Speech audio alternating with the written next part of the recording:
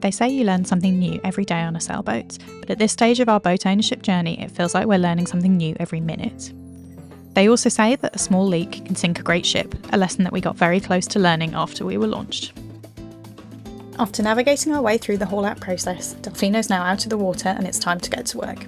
Normally, time on the hard would involve applying anti-foul to the entire underside of the boat to prevent growth, but fortunately for us, Delfino has copper coat, which lasts for up to 15 to 20 years without needing to be repainted each year. We were extremely grateful for this because, as you'll see from the following clips, we had a lot to learn about boat maintenance, and we already had a long list of jobs to get through. Figuring out what this blistering is on the hull. Let me take a look here.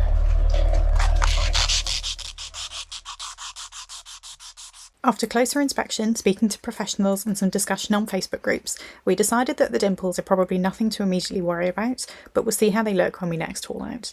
If anyone watching has seen this before, please let us know in the comments. We'd be really interested to hear any opinions on what these might be. This is the most fun hand sanding's ever going to be.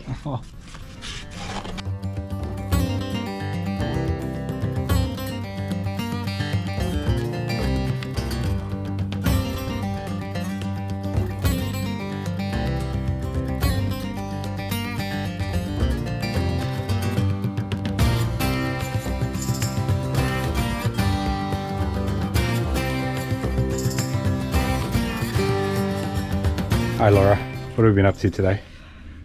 General boat stuff. So we've done some sanding, we've done some anti-fouling, we have changed the oil in our bow thruster, which was gross. There's the oil from the bow thruster. Yeah, it was gross. Look how gross it is. Ew, it's filled with gunk. Not sure if you can entirely see that. And yeah, applying a little bit of anti-foul to the bottom of the keel there. Some of the metal through hulls and a little bit to the prop over here. Removed the main anode because it was covered in sort of a white zinc, so it wasn't working properly. With the underwater projects largely done, we moved on to installing a new bilge pump. The boat did come with a bilge pump, but as it was fairly low output and shared with the shower pump, we decided to install an extra emergency pump capable of removing large quantities of water. Right, I got a problem. I got this green tube here. It starts down in that cabinet.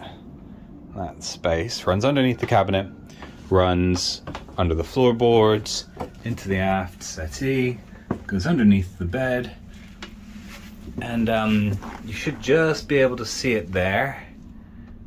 Just about. So next to that green hose, you can see the corrugation right in there. And it runs underneath this massive diesel tank. And I can get to the other side of this in the cockpit locker, but like, I gotta run another pipe. And how the fuck am I gonna do that? Right, I'm pulling. Alright. We quickly learned how to pull large pipes through an only slightly larger space. In basic terms, we shoved a stick through the gap, used the stick to pull a rope through, and then used the rope to pull the pipe through. It sounds simple, but it took us all afternoon.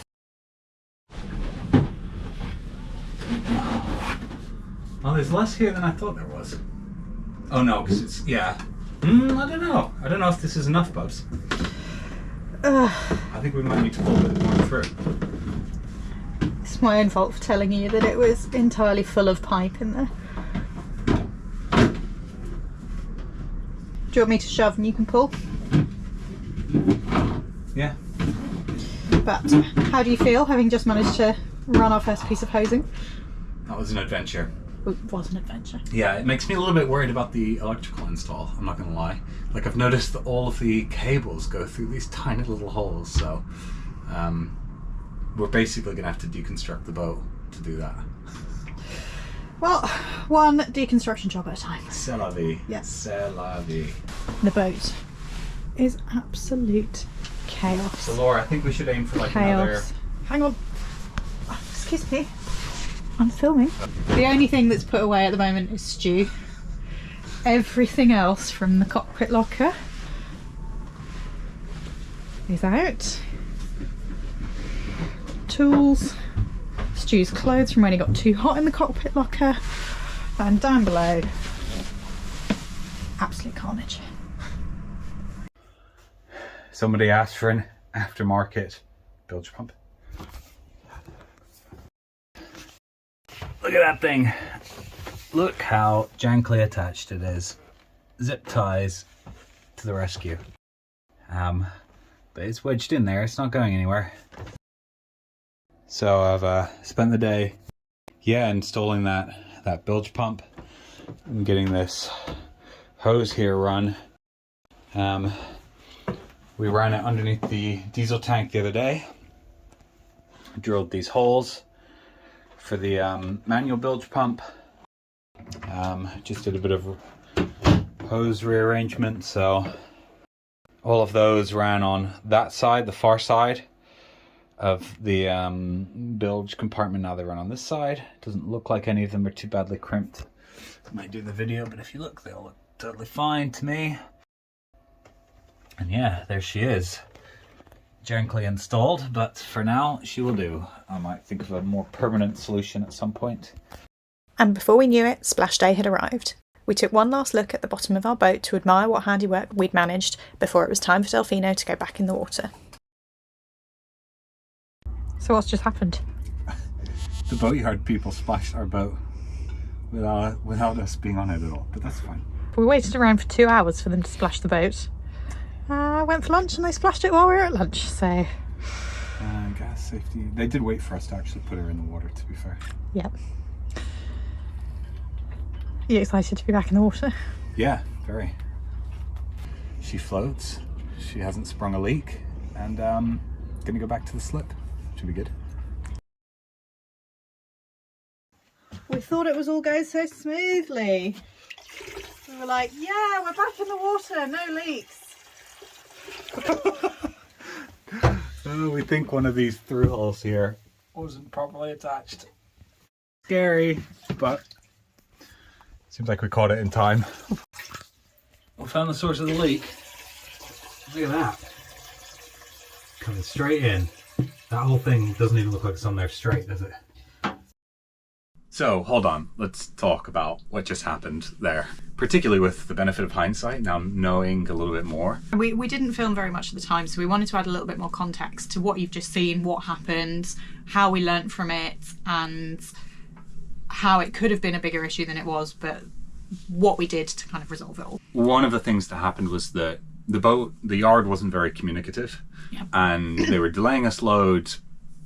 And when they actually finally put the boat back in the water, we were very rushed. I think we were driving back from somewhere. Yeah, and we just saw the boat, like, in the sling, ready to go in the water. Oh. Basically, we've been waiting around all morning for the yard, and we've been trying to talk to them to say, when's it going to happen? Like, and then eventually we gave up because we'd been waiting around for about 3 hours at this point. So we said, and they hadn't moved any boats yet. So we didn't know what was going on. We didn't know if we were going to go in the water that day. So we said, we're just going to go off for lunch. Let's sort it out this afternoon. And the yard were like, yeah, okay, fine. And so when we arrived and we got back from lunch, we saw the boat in the slings, and I just jumped down. I rushed on board, and I carried on driving the car down to park it. So Stu was on his own at this point. And I quickly checked all of the through holes, but I forgot about the transducer and the depth sounder, which are forward. I just totally forgot about them, and I forgot that we had messed with them and we hadn't screwed them in properly. We thought we'd screwed them in properly. And I mean, they live there under the forward V-berth. All of the other through holes are kind of in the aft, the third of the boat. I mean, you had intelligently pulled the drawer out in anticipation of checking them, but I think that, because you were the one that was thinking about those particular through holes and I was the one doing the checks, that we just hadn't we needed a checklist that contained everything on them. And we thought that both of us were going to be on the boat when we launched, and we thought we were going to have a bit more time than we did. So Stu checked all of the through holes, thought he checked all of the through holes, and nothing was leaking. And I guess that's the key point that I wanted to get across. We didn't just put the boat back in the water and merrily go back to the dock and everything was fine. Well, I mean, we thought we checked, we just didn't check quite well enough. But it's one of those things that you do once and you never forget. But I mean, luckily once we were back in the slip, you did check. I think you must have had the thought I wonder if Stuart forgot to check those. Yeah, it was before I knew that we had been messing with them and we weren't sure how much we needed to tighten them back up once we'd taken them out. So the instruction said to hand tighten them and not to over tighten. So we had been a little bit cautious about how much we tightened them.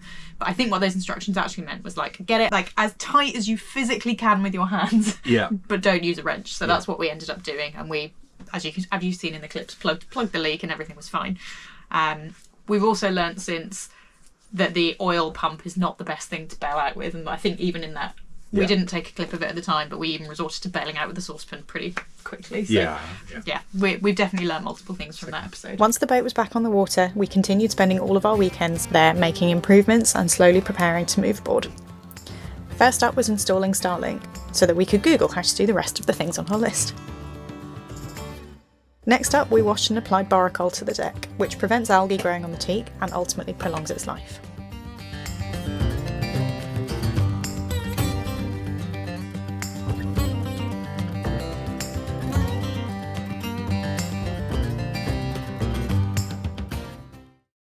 Day 3 of replacing the zip on the starter pack. So this weekend I spent about somewhere between 4 and 6 hours over 2 days taking all the old stitching and taking the old zip off.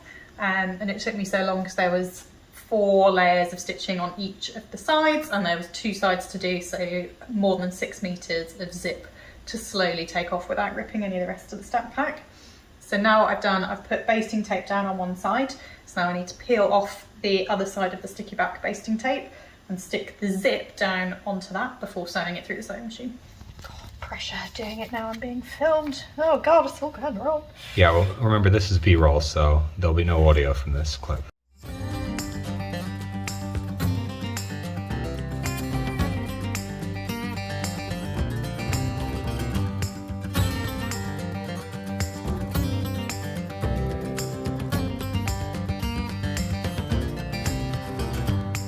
Thanks for watching. Join us next time as we tackle problems that are largely of our own making and take a big step closer to living aboard as we upgrade our electrical system with a new inverter and lithium batteries. The inverter's working. We've got power.